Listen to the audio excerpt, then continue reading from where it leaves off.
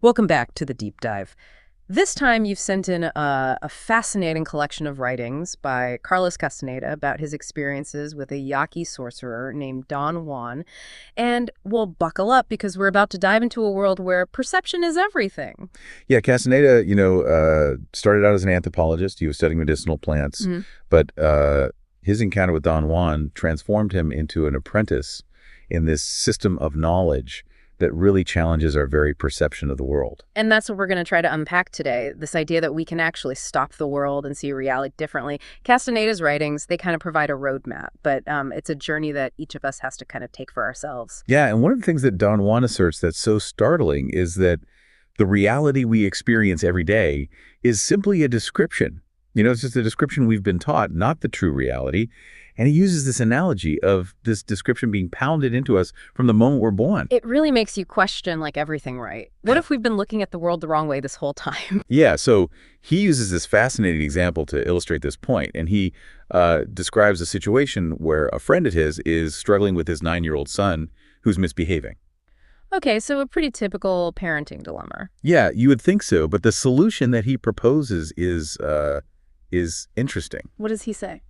He suggests that instead of the father disciplining the child directly, that a stranger should be the one to do it. A stranger? Okay, that's a pretty unconventional approach. I mean, It is, and he even suggests that the stranger hide and then suddenly jump out to scare the child after he misbehaves. okay, so it's not about punishment then, but like disrupting the child's ingrained description of how the world works. Exactly, and we all develop these patterns, right? These routines, these ways of interpreting the world, and sometimes it takes a drastic shift to break free from those and see things in a new light. That makes sense, but yeah, definitely not your typical parenting advice. But how does this apply to us, the listeners? Are we all supposed to go find a stranger to scare us into, new ways of thinking? Well, not exactly, but the takeaway here is that Don Juan's teachings are encouraging us to question our own assumptions about the world. What beliefs and behaviors have we just accepted without examining them? Are we trapped by our own descriptions of reality? It's a call to step outside of our comfort zones, right? To challenge the familiar and to consider the possibility that there's more to the world than we currently perceive. Yeah, and this leads us to another intriguing aspect of Don Juan's teachings, and that's erasing personal history. He actually tells Castaneda to be secretive, to leave those who know him well, and to drop any sense of self-importance. That's a pretty radical suggestion. I mean, who wants to just erase their past? It's certainly challenging, and even Castaneda struggled with it. But Don Juan's reasoning is that by shedding these attachments to the past, you free yourself from the need to explain yourself or maintain a consistent persona. It's about breaking free from the stories we tell ourselves about who we are. So it's not about literally like forgetting your past, but about letting go of the way it defines you. Precisely, it's about creating space for greater freedom, authenticity, and the ability to embrace the present moment without being weighed down by the past. It makes you wonder how much of our identity is actually constructed and what might be possible if we were to let go of some of those stories we tell ourselves about who we are. Yeah, that's one of the big questions Don Juan's teachings raise, and it's intimately tied to his emphasis on the role of death. He encourages Castaneda to view death not with fear, but as an advisor. That's a very different perspective on death than what most of us are used to. He has this powerful quote. He says, "Death is the only wise advisor that we have." And he argues that awareness of our mortality can help us prioritize what truly matters, overcome our fears, and live more fully. So it's not about dwelling on death, but about using that awareness to live a more meaningful life. Exactly. Yeah. Don Juan teaches that by acknowledging death as a constant companion, we can break free from the tyranny of our routines and our habits. It makes you think about what you would regret if you knew your time was limited. It does, and this connects directly to another concept that Don Juan emphasizes, and that's becoming inaccessible. And I don't mean like building walls around yourself or hiding from the world. So what does becoming inaccessible actually mean then? So he uses this example to illustrate this. He talks about a time when he was caught in this powerful windstorm in the desert, and to avoid being at the mercy of the wind, he covered himself with branches and made himself, as he put it, inaccessible to the wind. So it's about not being so easily blown about by external forces. Yes, and on a more practical level, it's about setting boundaries, choosing when and how you engage with the world, and not being predictable in your actions. This reminds me of erasing personal history, right? Like by shedding those fixed roles and routines, you create a sense of mystery and you become less of a target for those who would try to control you or manipulate you. Exactly. It's about becoming a more elusive and powerful force in your own right. And it's about recognizing that you have a choice in Yeah. how you interact with the world. And Don Juan also makes this fascinating distinction between hunters and warriors. Okay, this is where things start to get really interesting. Yeah, he explains that while both hunters and warriors are skilled and resourceful, a warrior seeks and manipulates power in a way that a hunter doesn't. And one of the key tools for a warrior is what he calls dreaming. And this isn't just about ordinary dreams, right? Right, it's not just lying in bed at night. It's about a state of heightened awareness and conscious action within the dream realm. And it's a practice that Castaneda begins learning by focusing on specific objects in his dreams, starting with his hands. So it's like training yourself to become lucid in your dreams and to interact with that reality with intention. Yeah, and Don Juan believes that mastery in the dream world can translate into mastery in the waking world. It's about expanding your perception of what's possible and recognizing that reality might be much more malleable than we normally think. It's a pretty mind-blowing concept, but to manipulate power in the real world, like wouldn't you need more than just dream skills? Right, and that's where the mood of a warrior comes in. Don Juan emphasizes the importance of cultivating a specific mindset, a way of being in the world that allows the warrior to act with power and intention. So what are the characteristics of this mood of a warrior? He describes it as a state of being calculated and deliberate, yet also capable of letting go and acting with abandon when necessary. It's about being present-focused and unaffected by the actions or opinions of others.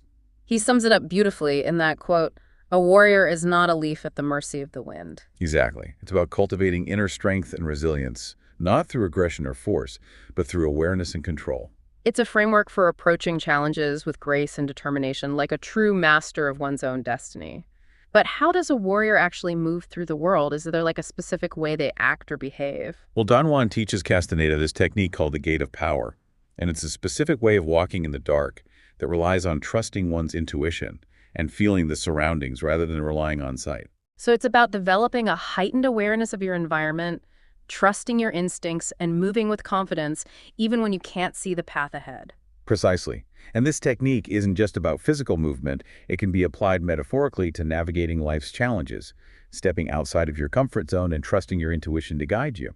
It's about moving through the world with a sense of purpose and power, even when you're facing the unknown.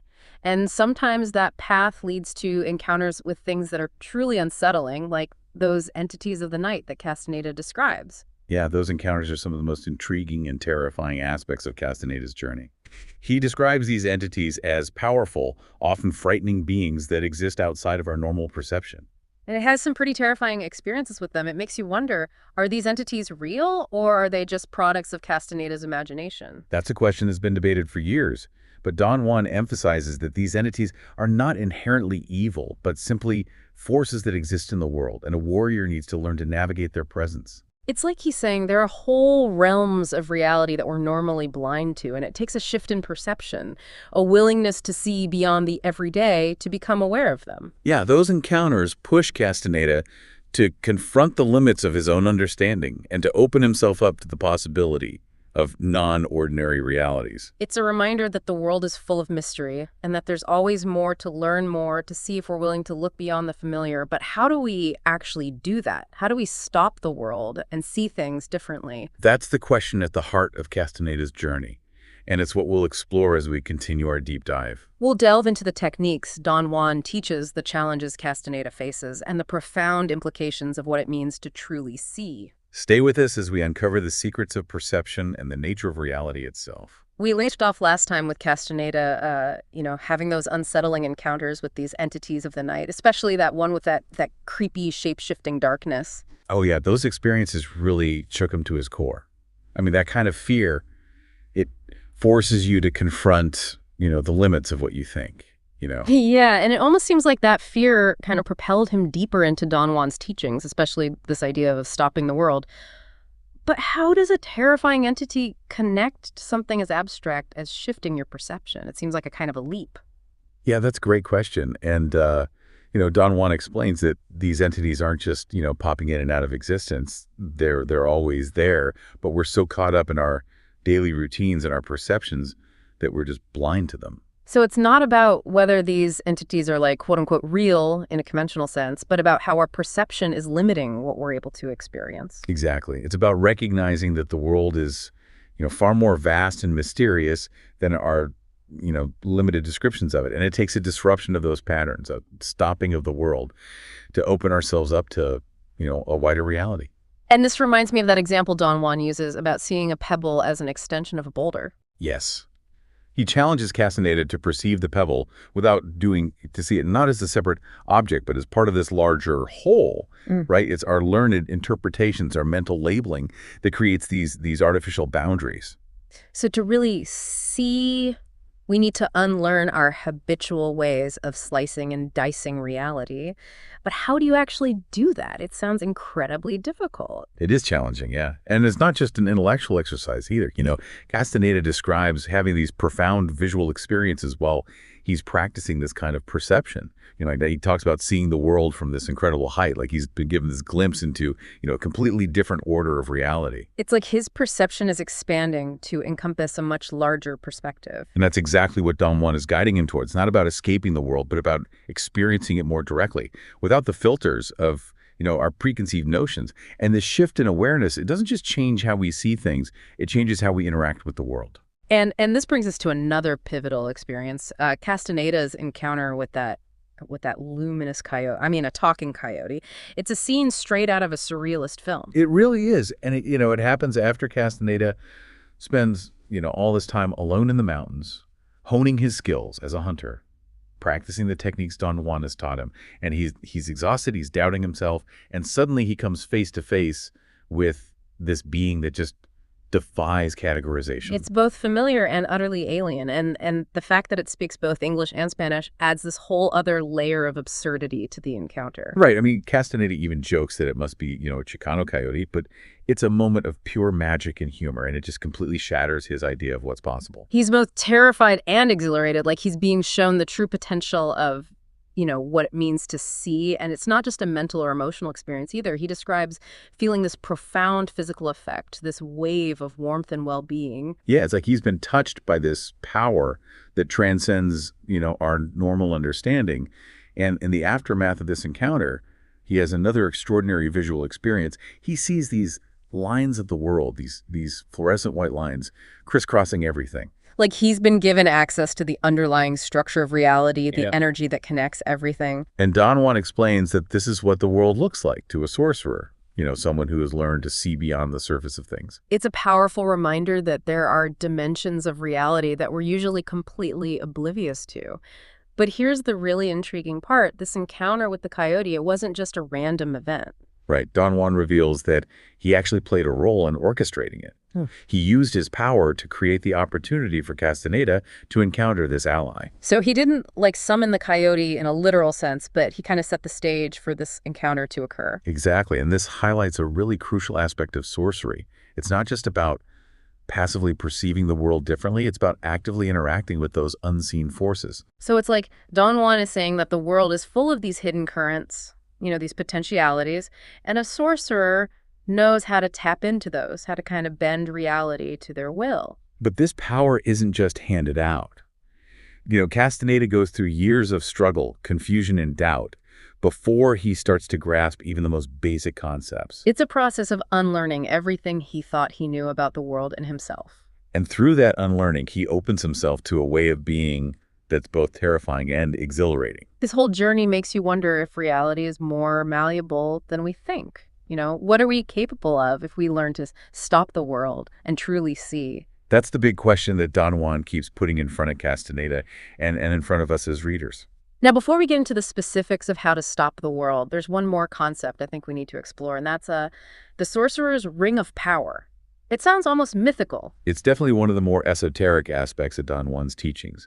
He explains that a sorcerer develops this ring of power that allows them to interact with the world in this completely different way. And this power isn't about, wielding magic wands or casting spells, right? No, it's much more subtle than that. He describes it as a ring of not doing, a way of being that allows the sorcerer to tap into, a different reality. So it's not just about knowledge or technique, it's about a fundamental shift in one's state of being. Precisely. And he illustrates this concept through this rather humorous and baffling anecdote involving Castaneda's car. This is the one where his car mysteriously disappears, right? I remember reading that story and being both confused and amused by it. Yes, so Castaneda parks his car at the foot of this hill, and when he returns with Don Juan and Don Gennaro, the car's just gone, vanished without a trace. And while Castaneda is frantically searching, Don Juan and Don Gennaro seem almost amused by the whole situation, right? They're joking, they're playing pranks, they're acting like this missing car is no big deal. It's incredibly frustrating for Castaneda, who's still stuck in his ordinary way of thinking. He can't fathom how his car could just disappear.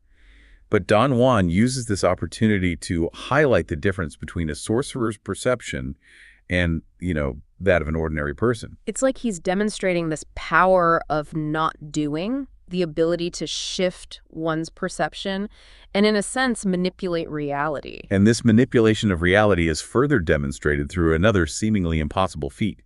Don Gennaro, Don Juan's friend, decides to fly a kite, but instead of using a traditional kite, uses a straw hat. I love that part. Castaneda is completely skeptical, right? He's convinced that a flimsy straw hat could never fly. But to his astonishment, the hat actually takes flight. It soars through the air like a perfectly designed kite. It's this moment that just defies logic and reason, a blatant violation of the laws of physics as Castaneda understands them. And Don Juan explains that this is the sorcerer's ring of power at work.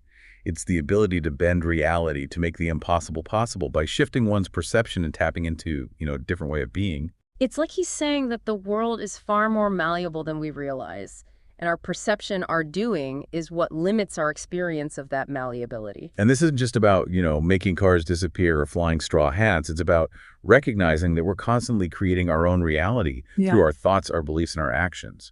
So by changing our perception, by embracing not doing, we might be able to unlock a whole new range of possibilities. That's the implication. And it's a radical and empowering idea. But it's not something that happens overnight. No, Castaneda spends years struggling to grasp these concepts, to break free from his habitual ways of thinking and perceiving. And his journey is full of setbacks, moments of doubt and confusion, even despair at times. But it's through those struggles that he eventually begins to understand the true nature of Don Juan's teachings. He has to unlearn everything he thought he knew about the world and about himself. And it's a process that takes him to the very edge of reality, forcing him to confront his deepest fears and to embrace the unknown. This is where this idea of stopping the world becomes really crucial, isn't it? It's not just about seeing things differently. It's about dismantling the very structure of how we interpret reality. It's about taking apart the machine to see how it works. Exactly. And that dismantling process, it can be incredibly disorienting, even terrifying. But it also seems to be exhilarating. It's like being given a new set of lenses to see the world with a set of lenses that reveals these hidden dimensions and these unexpected possibilities. And those hidden dimensions aren't just about strange entities or flying hats. They're about a fundamental shift in awareness, a way of being that's both powerful and incredibly subtle. And Don Juan repeatedly emphasizes that, the path of a sorcerer isn't about seeking spectacle or, supernatural powers. It's about a disciplined exploration of perception, a constant refining of one's ability to see. And seeing, in this sense, is an active process. It requires us to challenge our assumptions, to confront the unknown, and to step outside of our comfort zones. And Castaneda's encounters with the entities of the night are a perfect illustration of this. They're terrifying, but they force him to expand his perception and to acknowledge that there are realms of reality that exist beyond, our ordinary comprehension. Yes, through these confrontations, through these moments of disruption, the Castaneda starts to grasp what stopping the world really means. He realizes that it's not about escaping reality, but about seeing it more clearly, more completely, without the filters of his preconceived notions. And this clarity of vision, it isn't just about perceiving the world differently, it's about interacting with it in a new way. Don Juan teaches Castaneda these specific techniques for manipulating his perception, for bending reality to his will, but he's also very clear that this power is not to be taken lightly. He constantly reminds Castaneda that a sorcerer's actions have consequences both for themselves and for the world around them. It's a powerful reminder that seeing isn't just about personal enlightenment, it's about a deep responsibility to use that power wisely. But how do you even begin to learn this? That's the million-dollar question. And it's the journey we'll continue to explore as we delve deeper into the heart of Don Juan's teachings. We'll examine the techniques, the challenges, and the transformative possibilities of what it means to truly stop the world and see. We've been talking about this idea of stopping the world, and it's becoming clear that it's not just like a mental trick or some philosophical concept. No, it's a much deeper shift, a fundamental shift in our way of being that can really open us to a whole new experience of reality. Yeah. But as we see with Castaneda, it's not a path that's, easy or straightforward. He's constantly facing challenges and doubts, even despair as he's trying to grasp, what Don Juan is teaching him. But it's through those struggles that he starts to uncover a deeper understanding of himself and the world. It's like he's peeling back these layers of conditioning and revealing this reality that's been hidden in plain sight all along. And one of the things I find so intriguing about this whole process is how Castaneda starts to interact with reality in a different way.